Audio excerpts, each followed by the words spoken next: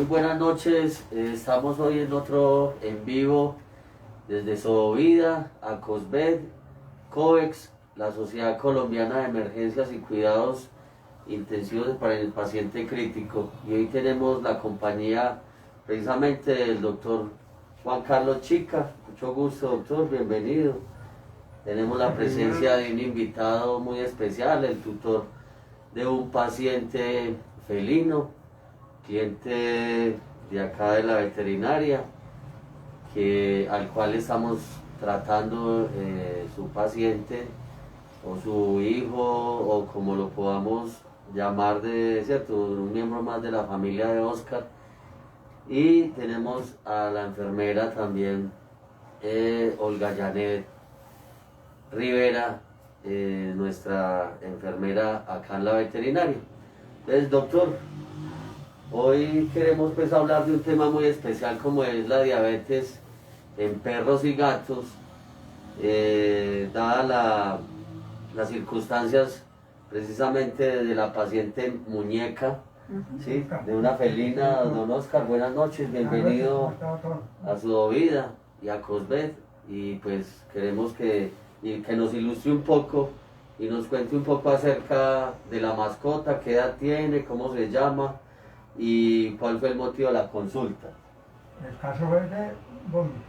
Un poco más duro para El que... caso fue del vómito, se puso delicada. Entonces era el doctor Juan Carlos Chica. ¿Hace cuánto venía presentando Muñeca ese signo de vómito? Como una semana. Hace una semana atrás. Atrás. ¿Con vómito recurrente o intermitente? Unos días sí, otros no. Después de comer o en cualquier momento. El día que yo llegué, tenía como 12 vómitos ahí en el suelo. 12 vómitos. En el suelo. Entonces yo me preocupé. A hablar con el doctor Juan Carlos Chica. No. Él me dijo que... Pero Osquita, acuérdate que ella hace 2 meses, o sea, ella lleva como 3 meses en esa patología. Bueno, o sea que de acuerdo a eso, don Oscar, según la historia clínica que lleva la paciente acá en la clínica veterinaria, ya ha tenido un historial atrás de hace 2 o 3 meses, según lo que... Vómito o sea, es algo que ha venido crónico, ¿sí? O sea, se calma. Se calma y vómitos Descansa por ahí intermitentes, más o menos, crónicos. por ahí un mes, más, ¿sí? Algo así. Y vuelve otra vez con la misma... Perfecto. ¿Y de qué edad estamos hablando de la paciente? Ella tiene 11 años pues. 11 años, o sea que ya es una paciente que entra en la etapa de geronte, un animal senil, pero que hay que mejorarle igual pues, o darle calidad de vida, y eso es lo que usted quiere. El motivo de la consulta entonces fue precisamente eso. Doctor, ¿cómo la encontró usted al momento de la llegada? Primero que todo quiero dar un especial agradecimiento a todas las personas que están viendo este en vivo sobre temas médicos de gran importancia en medicina veterinaria, y para que nos apoyen viendo los videos sobre medicina veterinaria que tenemos en las páginas de Facebook, Doctor Chica, Veterinarios Pequeño Corazón, y la Sociedad Colombiana de Emergencias y Cuidados Críticos Veterinarios, COES, COVECCS, para que nos apoyen en estas páginas en las cuales vamos a ir subiendo contenido médico veterinario de gran importancia, que van a servir tanto para los colegas como para los dueños de mascotas. Y en YouTube nos apoyan las páginas Doctor Chica, Salud y Vida de los Animales, o Juan Carlos Chica Zapata. Este es un paciente que viene con un cuadro de evolución de aproximadamente 3 meses, como lo dijo Osquitar, el dueño de la mascota, y con unos vómitos repetitivos. Esto es un llamado de atención para los médicos veterinarios y para los dueños de mascotas, que muchas veces tienen la forma de hacer los exámenes que le manda el médico veterinario. Muchas veces lo pueden hacer, pero muchas veces también le dicen al médico veterinario que no pueden, o van dilatando las cosas. O se van obviando, pues, Exacto, por tratar de Sí, economizarse en algún dinero, pero es importante hacer el protocolo completo de si el médico les envía unos exámenes prequirúrgicos o unos exámenes con un fin especial de encontrar un buen diagnóstico, pues que lo hagan, ¿cierto? Lo hagan rápido, lo hagan en la manera oportuna. doctor Raúl, esto va de parte y parte, porque hay muchos médicos veterinarios, colegas, que por mostrar un trabajo barato, para que la gente también los busque, obvian una cantidad de rectores hipocráticos, obvian una cantidad de exámenes que son indispensables para entrar a establecer un diagnóstico correcto de un paciente, inclusive un paciente prequirúrgico, para clínicos que son necesarios para evaluar el riesgo quirúrgico y anestésico del paciente, y de esta manera poder establecer un protocolo anestésico para ese paciente. Hay veces queremos vender la idea, muchos médicos veterinarios, con el pretexto de que es barato, de que nos busquen, y yo siempre le digo a los colegas, pensar en la parte económica del dueño del paciente es muy importante también, doctor, pero hay veces no nos podemos meter en el bolsillo, doctor, de ese dueño del paciente, de ese dueño de mascota, porque cuando nos metemos en el bolsillo de ese dueño de mascota por ahorrarle un vento, mango, guita o dinero, estamos afectando la salud del animal, estamos afectando la salud de la mascota, porque muchas veces, doctor, no comenzamos a extrapolar y a hacer diagnósticos presuntivos, ¿sí? Porque estamos tratando de que el dueño de la mascota no invierta, porque es una inversión para el mejoramiento de la salud de su mascota, y no invierta en unos exámenes que valen X cantidad de plata, muchas veces porque el dueño de la mascota también desde que llega al consultorio, que llega quejándose que no tiene dinero. Algunos es real, algunos es cierto que no tienen con qué, o no tienen en el momento, eso es cierto, doctor. Entonces eso va como de parte y parte.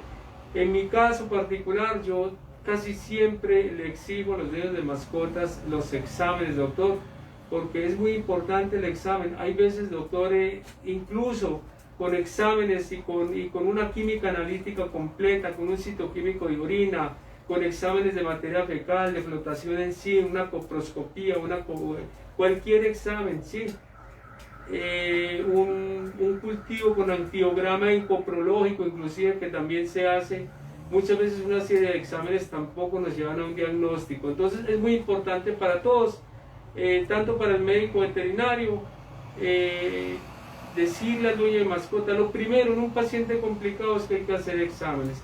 Si por alguna razón este dueño de mascota no los puede hacer, por lo menos que quede un consentimiento firmado de que él de una u otra manera, sea cierto o no puede asumir esos exámenes, para que luego no se venga la gente encima de uno a decirle, mire, por culpa suya mi mascota se me murió. Así es, doctor. Bueno, yo tengo una pregunta muy importante, doctor, con respecto al caso de Muñeca. ¿Qué lo llevó a pensar en ese diagnóstico presuntivo y cómo llegó a diagnosticar una posible diabetes en Muñeca? Estamos hablando de un paciente felino de aproximadamente 10-12 años, ¿sí? Un paciente cálico, el color, una gata de 3 colores. Doctor, esos vómitos repetitivos no tanto, doctor, sospechar una diabetes o sospechar un hipertiroidismo o sospechar una infección renal, sino un paciente que llegaba al consultorio haciendo sepsis repetitivas, haciendo fiebres recurrentes, ¿sí? Vómitos repetitivos, y se le hacía tratamiento para eso porque el dueño de mascota se le habló en muchas ocasiones y me decía que ellos no podían, ¿cierto? Que esos quitan en la familia, ¿sí? Entonces, ¿qué hacíamos nosotros? Nosotros lo que hacíamos era comenzar a colocar una serie, establecer un poco de diagnósticos presuntivos y comenzábamos a hacer un tratamiento de apoyo o un tratamiento sintomático, y el paciente seguía con el vómito, inclusive era un paciente manejado renal, es un paciente que consumía concentrado renal, y en alguna ocasión, doctor, inclusive el concentrado se le cambió debido a que se pensó que el concentrado le estaba produciendo ya una cierta insatisfacción, le estaba provocando emesis o vómito. Entonces se tomó la decisión de suspender el concentrado renal, pero ya, y se le comenzó con un concentrado de una alta gama también, con una proteína de muy buena calidad, pero el paciente seguía vomitando. Entonces hablé de nuevo con el médico, doctor, lo hablamos nosotros dos y Olguita, nos pusimos de acuerdo, el cuerpo médico de Sovida Medicina Veterinaria, ACOSBE y COES, y la unidad móvil veterinaria, que estamos prestos a llegar hasta sus hogares, y sitios aledaños y ciudades aledañas, Neira, Villa María, Palestina, Chinchiná y veredas, inclusive, si lo podemos hacer, pero en el caso de que sea estrictamente necesario, ¿sí? Porque muchas veces los equipos médicos se encuentran, doctor, a pesar de que nosotros viajamos en la unidad móvil con unos equipos especializados, hay cosas que no podemos tampoco llevar, y muchas veces sí es mejor que la persona, en el momento en que la mascota, saliendo un poquito del tema, esté enferma, no espere 2 o 3 días ni a ver qué pasa, sino que salga inmediatamente con ella. Entonces, doctor, debido a eso, se mandan unos exámenes y nos llevamos una sorpresa. Aparece una glucosa de 171 miligramos por decilitro y aparece una creatinina de 1.5, doctor, también demasiado alta. Entonces nos llevamos esa sorpresa, doc. Entonces hablo yo con Osquitar, ¿sí?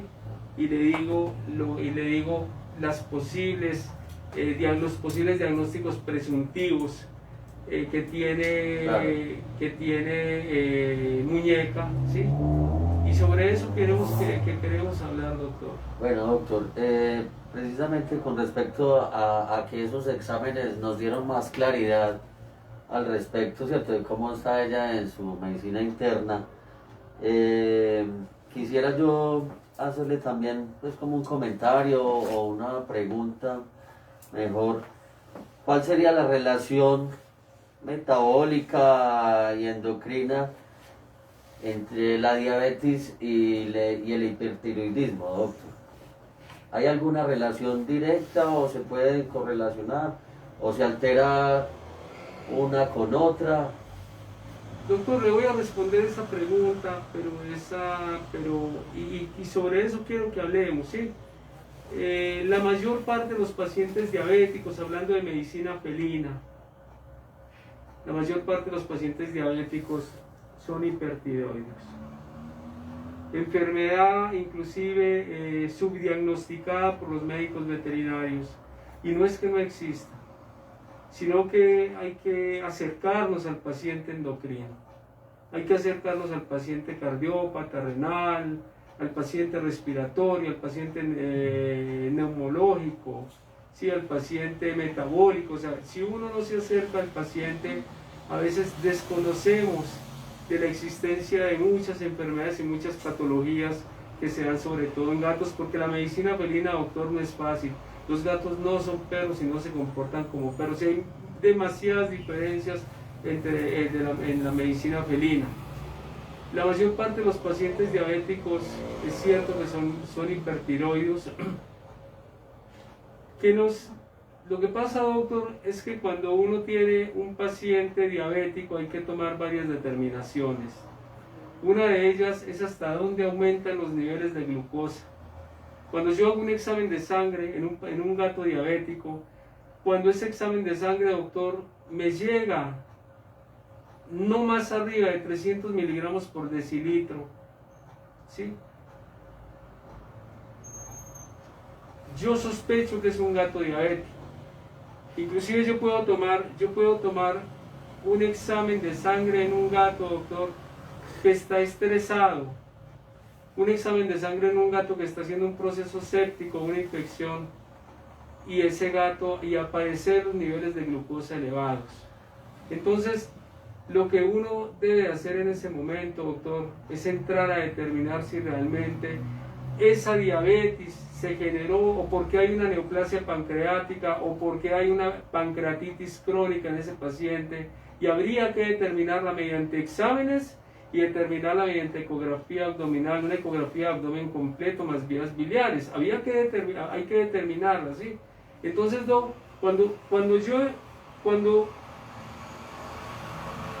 para aclarar un poco, la diabetes en los gatos no se maneja lo mismo que la diabetes en perros, inclusive en humanos.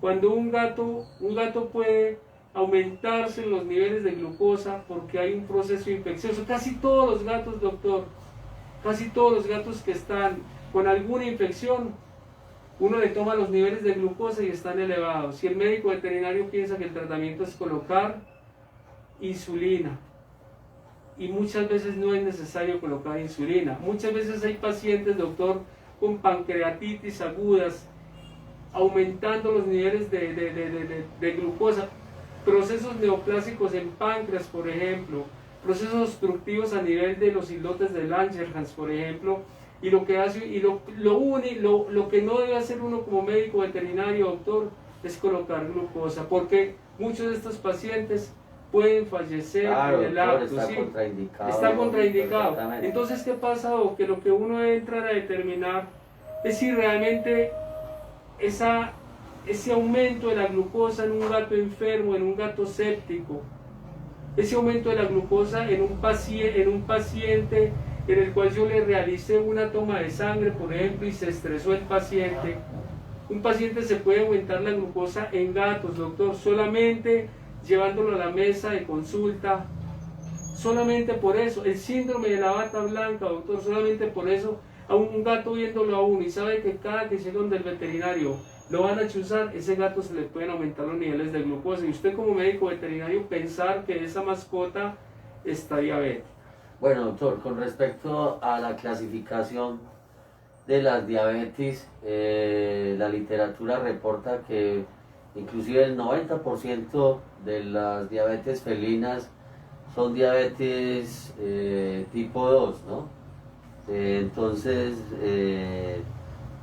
¿cómo clasificaría usted precisamente con esos falsos positivos en cierto momento, que puede ser cierto por el manejo del estrés, a la clasificación o garantizar o diagnosticar de una manera más clara esa diabetes, ¿cierto? Y clasificándola si sea 1, 2 o 3 tipos de diabetes mellitus, ¿no?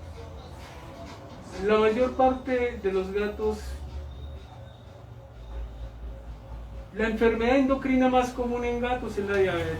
Eso está la literatura. Se da en gatos mayores de 6 años. Y casi todos los gatos que son diabéticos son hipertiroideos, enfermedad no diagnosticada en gatos.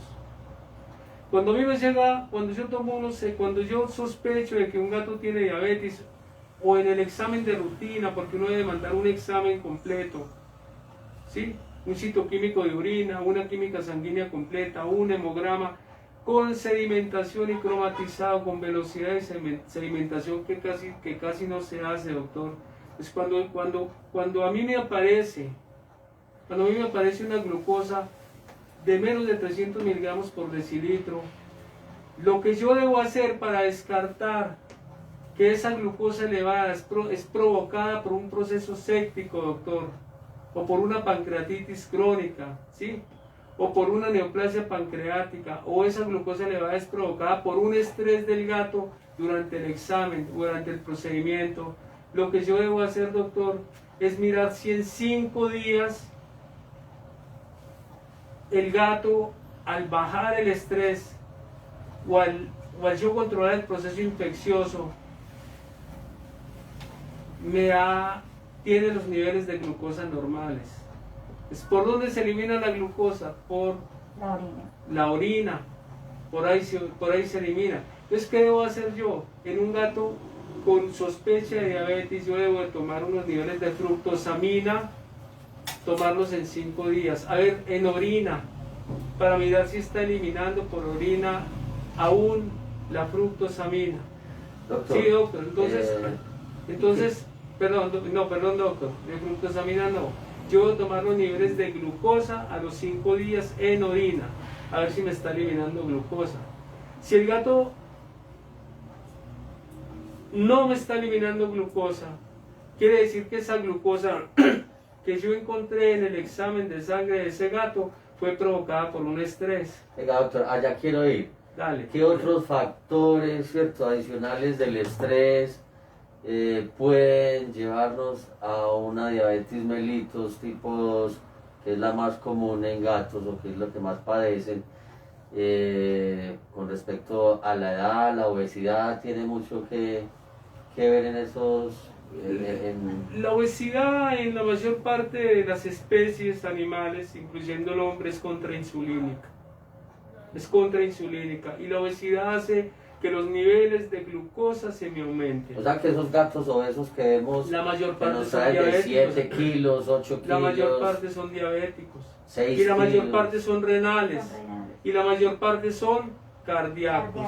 Bueno, Y muchos de esos gatos, doctor, muchos de esos gatos fueron gatos castrados a tempranas edades antes de haber terminado la etapa de la pubertad, que está determinada por especie. Serán perros también. La mayor parte son diabéticos. Lo otro que nos dispara los niveles de glucosa en sangre, doctor, es el celo calor en las hembras. Nos dispara los niveles de glucosa. Cada que entran en celo calor, los niveles de glucosa se elevan. Se elevan, ¿sí? Se elevan los niveles de glucosa. Como se bajan al momento del nacimiento, los niveles de glucosa en la madre se bajan por debajo de 49 miligramos por decilitro, porque ¿quiénes toman la glucosa, doctor? Los bebés. Los bebés se le toman la glucosa a la madre. ¿Por qué? Porque son los corticoides fetales los que estimulan, ¿sí? Son los corticoides fetales los que estimulan el proceso del parto, son los causantes del proceso del parto. El corticoide que produce el feto hace de que los niveles de progesterona, que es la que cuida la progestación, se tumben y se aumentan los niveles de estrógenos, ¿sí? Inmediatamente se aumentan los niveles de hormona luteinizante, ¿sí? De la hormona que produce las contracciones uterinas, ¿sí? La oxitocina, inmediatamente se dé el proceso del parto. Entonces, hay que tener en cuenta eso. Hay pacientes que aumentan los niveles de glucosa porque están en celo calor, en esa etapa de proestro y estro, y aumentan los niveles de glucosa. ¿Qué otros factores aumentan los niveles de glucosa? El estrés, una manipulación del gato, el ver al médico con la blusa blanca que siempre lo chuza lo puede aumentar, una pancreatitis, como lo dije antes, una neoplasia y procesos sépticos. Entonces volvemos... Factores genéticos. También, doctor. También. Sí. Entonces el suministro de corticoides. También aumentan los niveles de glucosa, sí, el suministro de corticoides también los aumentan, y por eso uno le va a decir a la persona, ¿sí? ¿Cuáles son los efectos colaterales? Polidixia, poliuria. Eso le iba ¿sí? Polidixia, para allá quería sí, ir, aumenta los niveles de glucosa. Para que nos cuente también un poco acerca de esa sintomatología, ¿cierto? ¿Cuáles son los signos que expresa el paciente a la hora de padecer en cuanto a la diabetes, ¿cierto? Sí, generalmente La generalmente poliuria, la poliuria, la que polidipsia, le la polifagia. explicara. Entonces, sí, entonces el corticoide lo que aumenta esto es y por eso comienza la tomadera de agua. ¿Sí? Comienza la tomadera de agua del Uno paciente. aumentan el consumo de agua. Aumentan el consumo de agua y comienzan a orinar. Hay polidipsia y poliuria. Y aumentan el consumo de alimentos. Depende, doctor, porque si el paciente tiene alguna otra patología puede también enmascararse. Entonces, ¿a qué vamos, doctor? Continuamos con el tratamiento cuando tenemos un paciente, doctor, que yo quiero como que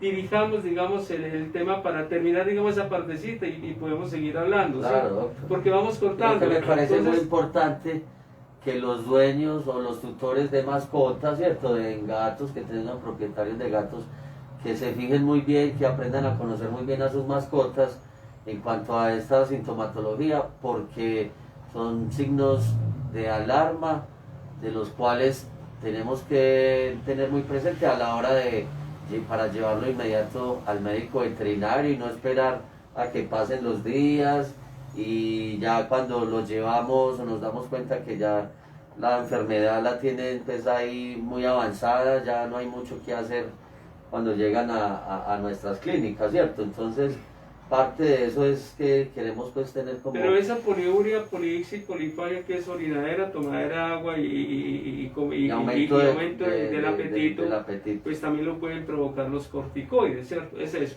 Pues, entonces tenemos un gato, entonces vamos al caso... Entonces una vez confirmado el diagnóstico, entonces ya se viene la exclusión de una cantidad de cosas. Listo. Entonces tengo un paciente con una glucosa por debajo de 300 miligramos por decilitro. Entonces yo tengo que descartar si fue por un proceso infeccioso, por una sepsis, si fue por un estrés.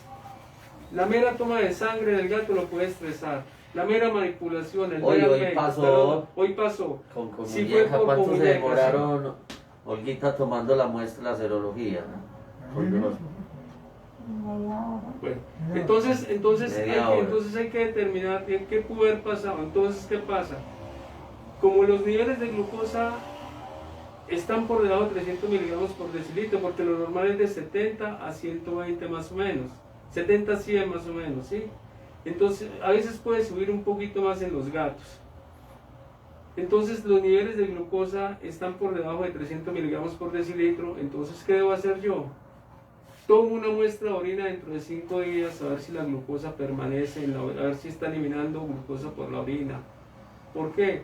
Porque si no está eliminando glucosa por la orina es que el estrés ya no lo tiene, o el proceso infeccioso ya lo controlé, o pasó algo. Entonces ese gato, si no está eliminando glucosa por la orina, entonces ese gato no es un gato diabético. Pero si me está eliminando glucosa por la orina, doctor, el tratamiento a seguir es colocar fructosamina. ¿Sí? ¿Por qué? Porque la fructosamina me va a valorar cómo se ha comportado la glucosa en los últimos 15 días, a diferencia de la hemoglobina glicosilada, que esa me muestra el comportamiento de la glucosa en los últimos 3 meses. Les coloco su fructosamina. Si los niveles de fructosamina están elevados, entonces ese gato es diabético. ¿Sí? Inclusive esa fructosamina, doctor, cuando está por encima de 300, ¿qué hace la fructosamina? Se acumula en el ojo, doctor. Sí, me desnaturaliza las proteínas del cristalino y ¿qué me genera? Una ceguera, una catarata. Pero en gatos, doctor, en gatos no se dan cataratas por diabetes. O sea, la catarata en diabetes se da en humanos, se da en perros y se da en otras especies. Yo, por ejemplo, he estado en seminarios de gorilas de montaña y todo eso, sí se dan las cataratas por diabetes. Y en algunos animales, cuando estuve con la doctora Polis estudiando sobre los ojos del agua, en animales de acuarios grandísimos, se habla de muchas patologías en oftalmología. Pero en gatos no hay cataratas por diabetes. Una diferencia con la diabetes en perros, con la diabetes en humanos. Seguimos. A mí me llega un gato con una glucosa por encima de 300 miligramos por decilitro. Ya no necesito hacer, doctor, prueba de orina a los 5 días. ¿Sí? Queda confirmado. Queda confirmado. ¿Por qué? Inmediatamente. ¿Por qué, doctor? Porque un estrés no me va a generar una glucosa tan alta. Entonces, ¿qué hago inmediatamente? Hago la prueba de fructosamina. Si me sale positivo, es diabético. Ahora, si yo tengo un gato diabético, y lo primero que tengo que pensar es si es hipertiroideo, porque la mayor parte de los gatos diabéticos son hipertiroideos, ¿sí? Pero algunos procesos infecciosos, doctor, me enmascaran. También me enmascaran inclusive los niveles de glucosa, inclusive en pacientes hipertiroideos. Sí, procesos sépticos, por ejemplo, una gingivostomatitis, una enfermedad periodontal, una gingivitis. Procesos, doctor, en donde hay densidades urinarias muy bajas, por debajo de 1010, 1005, que generalmente es un paciente diabético, me enmascara. Entonces, ¿yo qué tengo que mandar, doctor? Cuando mi gato es diabético, que me tengo que mandar una T4, ¿sí? Que esa tiene T4 libre y tiene la T4 total. Esa tiene T4 libre y T4, la que es la conjugada, digámoslo así, que es la que no está unida que es la que está unida a la proteína, pero la otra es la que está en los tejidos, ¿sí? Pero cuando yo veo que los niveles de T4 en ese paciente que es diabético, yo lo sospecho hipertiroideo, están normales los niveles de T4, entonces debo buscar una T4 total, debo buscar una T4 libre, que es la que está en los tejidos, ¿sí? Para confirmar el diagnóstico de que realmente es un gato, si es un gato diabético la mayor parte de los diabéticos, son hipertiroideos. Entonces yo tengo que entrar a descartar si realmente es diabético, si es hipertiroideo, si es ambos, ¿sí? Eso es otra cosa, doctor. Y lo otro, por ejemplo, otra cosa que produce la diabetes en los gatos son las neuropatías diabéticas. Olguita, neuropatías diabéticas. Esas neuropatías diabéticas se presentan también en los perros, pero en los gatos, que son unas sensaciones de pérdida de la sensibilidad, doctor, y inclusive en perros, un perro con una neuropatía diabética producida por un estado crítico ya de diabetes, un perro puede en una noche mutilarse un miembro y no lo siente. Y usted se acuesta y amaneció. He visto pacientes, doctor, que se acuestan y amanece sin esta patica. Se la come y no la siente por neuropatía diabética. En gatos, doctor, las neuropatías diabéticas lo que producen es una acumulación de glucosa o una intoxicación de las células de Schwann, y lo que hace es provocar un daño en los niveles de mielina, y hay una desmielinización del paciente por una toxicidad en células de Schwann. Y es otro tema que hay que profundizar. Claro, doctor, esas neuropatías diabéticas en gatos, yo he visto, doctor, tratando pacientes para dolor crónico neuropático, doctor, con analgésicos antiinflamatorios no esteroides, doctor, y eso ahí no sirve para nada, doctor.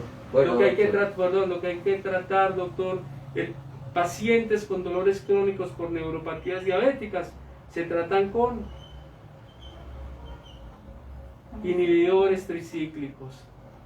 ¿Como cuáles? Carbamazepina, cualquiera de estos. Dosis total 25 miligramos, dosis total noche, la dosis letal 50 son 75 miligramos por kilo, 75 miligramos dosis total.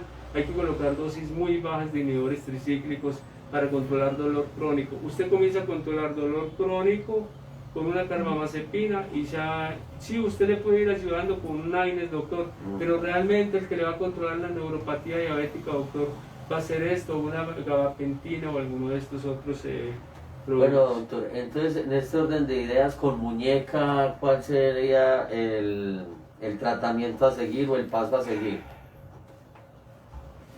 Doctor, lo que hablamos ahora, el tratamiento para muñeca sería,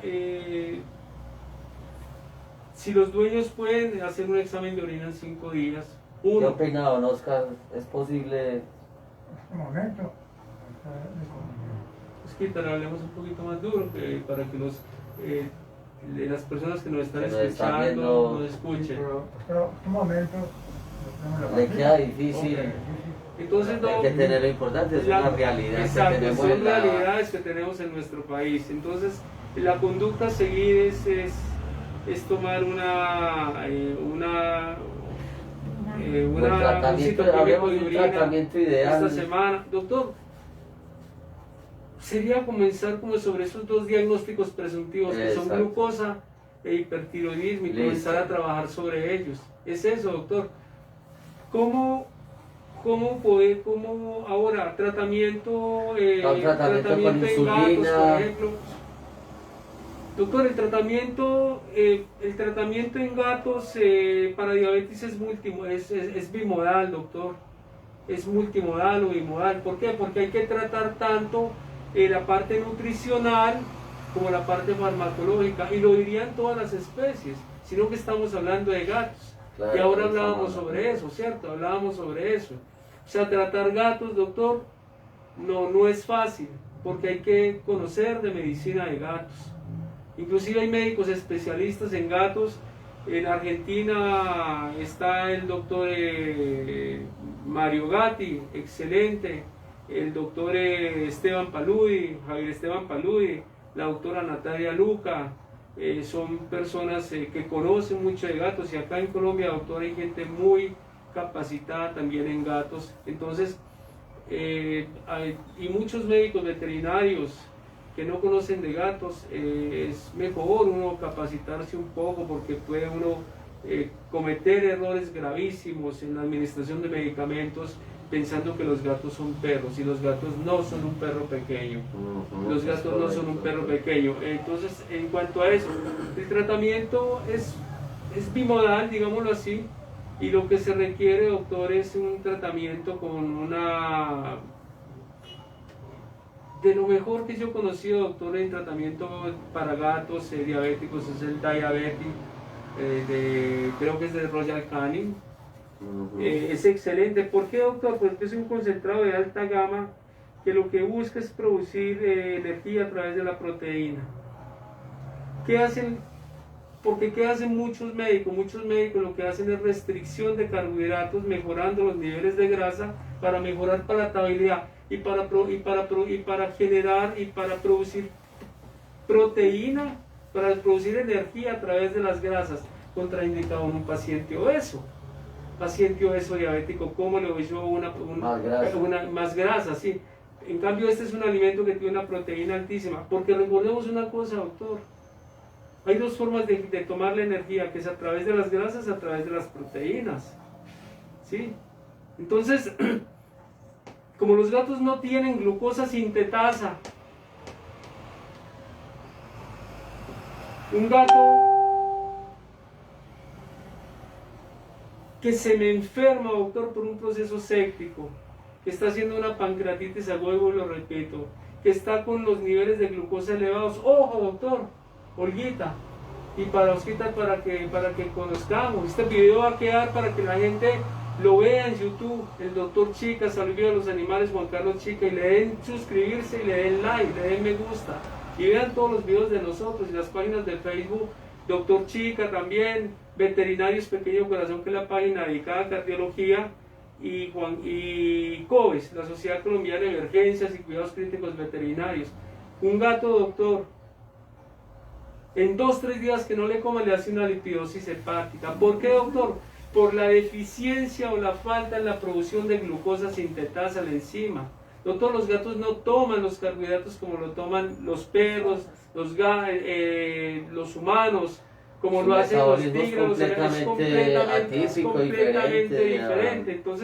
Entonces, un gato en 2-3 días de no comer hace una lipidosis. Por eso no podemos permitir que un gato se nos quede 2 o 3 días sin comer. Y hay que pasar una sonda a través de una pequeña cirugía, introducirla hasta el estómago y sacarla acá por el esófago. Y También me ha pasado, doctor, alimentación. que me llegan con pacientes felinos a la consulta porque no come hace 15 días, y la gente de pronto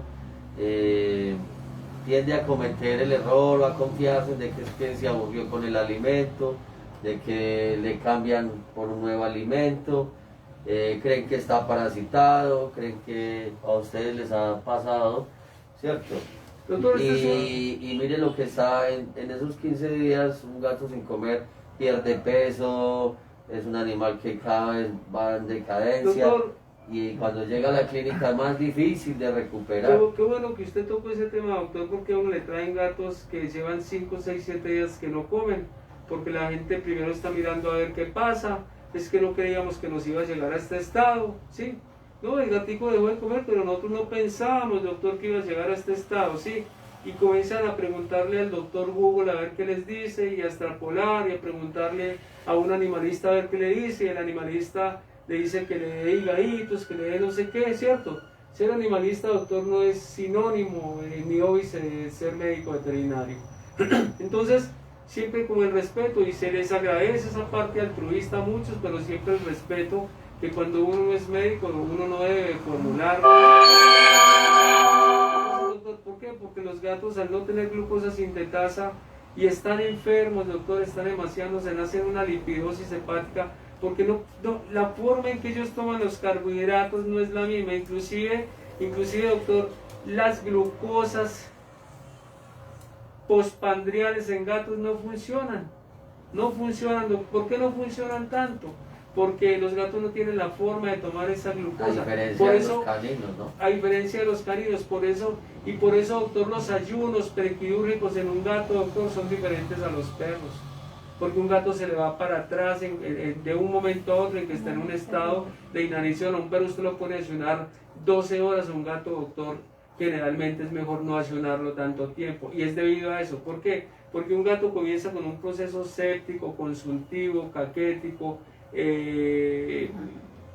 Un gato se enferma, doctor, y como no tiene forma de echarle mano a esos carbohidratos por faltarle la glucosa sintetasa, ¿a dónde le echa mano para producir energía? La proteína. ¿En dónde está la proteína? En el músculo.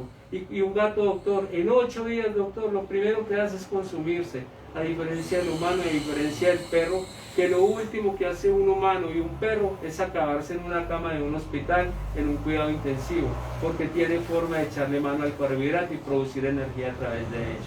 Lo otro del tratamiento, doctor, que se nos ha olvidado es qué tipo de insulina se coloca en gatos, doctor. La insulina isofana, la protramina, la NPH, el humulín de humanos, el novolín de humanos, funciona excelente. El caninsulín, que es una insulina bifásica veterinaria. ¿Por qué bifásica? Porque es tanto lenta como rápida, ¿sí? Entonces, este tipo de insulina, la dosis más o menos es de 0.25 unidades internacionales hasta 1 y hasta 1.5 unidades internacionales. Pero uno siempre debe comenzar, doctor, con 0.25 unidades internacionales cada 12 horas.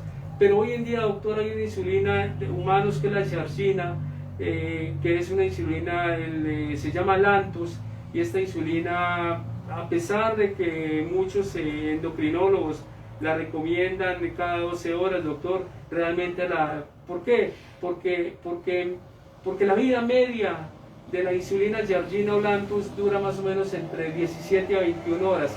Por eso en perros manejados con Yargina o Lantus no funciona tan bien, porque van a quedar con un espacio, doctor, de 3, 4, 5 horas sin insulina, y en ellos la metformina y otro tipo de productos, inclusive incretinas en ellos, no funcionan tan bien. ¿Por qué? Porque los perros en este caso son insulino dependientes. Entonces, cuando yo tengo un gato con insulina Yargina, créame, doctor, que se puede colocar cada 24 horas sin ningún problema a una dosis de 0.25 unidades internacionales por kilo. La diabetes es una enfermedad de mierda.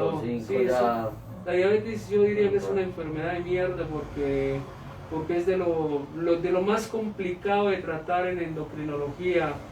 Son pacientes complicados, si comen malo, si no comen malo. La mayor parte de los pacientes diabéticos hay que darles una tienta de alimento antes de acostarse. ¿Para qué, doctor? Para que no hagan un fenómeno de aurora, y ya se los voy a explicar por qué. Porque la insulina del día actúa para desayuno y almuerzo, y la insulina de la noche actúa para la comida.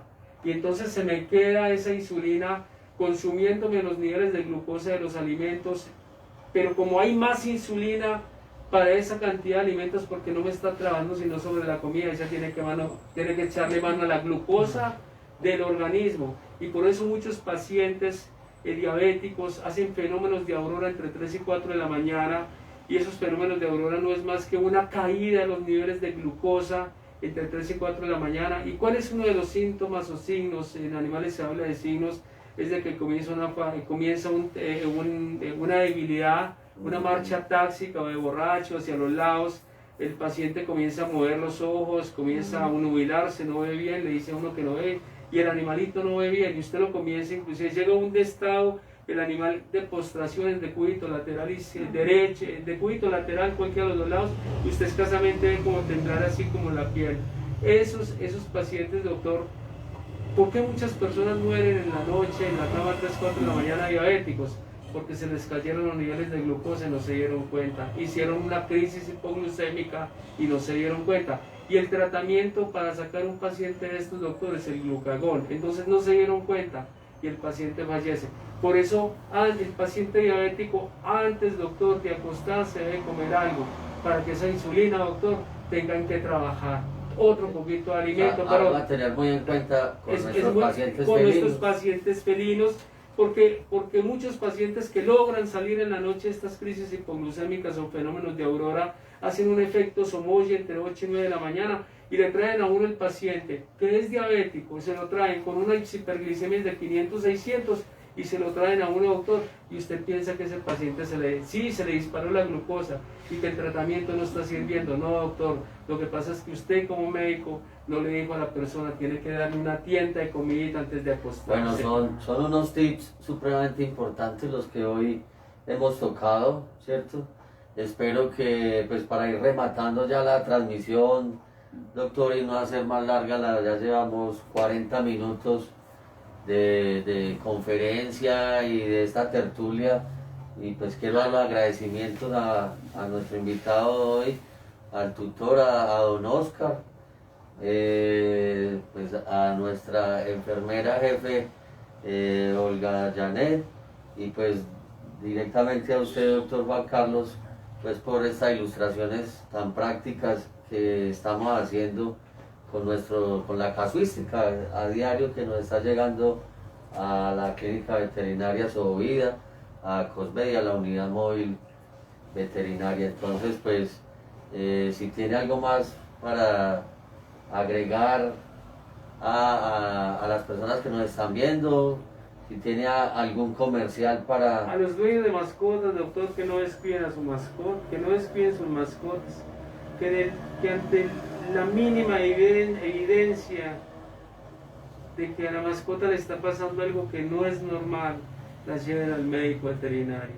Las lleven al médico veterinario de confianza, para que este médico veterinario de confianza, a través de una serie de pruebas y un examen semiológico completo, le establezca un diagnóstico a la mascota con la ayuda de los dueños, porque muchas veces, doctor, a uno los dueños le cortan las alas, porque desde que llegan quejándose, y muchos tienen la forma de hacerlo, pero son mirando a ver cómo uno les ahorra unos pesos, y eso es contraproducente. Para los dueños de mascotas, no permitan que su mascota esté ni siquiera un mediodía, doctor, con un vómito, con una diarrea, o un paciente decaído, o un nubilado, qué sé yo, es esto.